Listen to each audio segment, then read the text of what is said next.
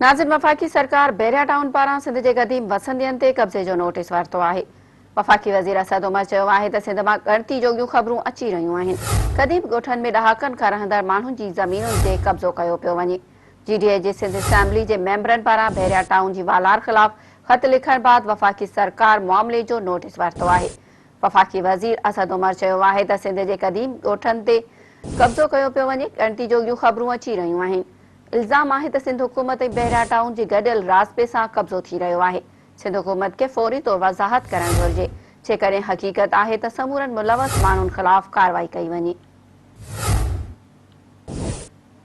नाज़िन, अहम ख़बर हिकु दफ़ो ॿीहर अव्हांखे अपडेट कंदा हलूं त वफ़ाक़ी सरकार बैरिया टाउन पारां सिंध जे क़दीम वसंदियनि ते कब्ज़े जो नोटिस वरितो आहे। वफ़ाक़ी वज़ीर असद उमर चयो आहे त सिंध मां ॻणती जोॻियूं ख़बरूं अची रहियूं आहिनि। क़दीम ॻोठनि में ॾहाकनि खां रहंदड़ माण्हुनि जी ज़मीनुनि ते कब्ज़ो कयो पियो वञे। GDA जी सिंध असेंबली जे मेंबरनि पारां बैरिया टाउन जी वालार ख़िलाफ़ ख़त लिखण बाद वफ़ाक़ी सरकार मामले जो नोटिस वरितो आहे। वफ़ाक़ी वज़ीर असद उमर चयो आहे त सिंध जे क़दीम ॻोठनि ते कब्ज़ो कयो पियो वञे। ॻणती जोॻियूं ख़बरूं अची रहियूं आहिनि। इल्ज़ाम आहे त सिंध हुकूमत ऐं बैरिया टाउन जे गॾियल रास्ते सां कब्ज़ो थी रहियो आहे। सिंध हुकूमत खे फौरी तौर वज़ाहत करणु घुरिजे, जेकॾहिं हक़ीक़त आहे त समूरनि मुलवस माण्हुनि ख़िलाफ़ कार्रवाई कई वञे।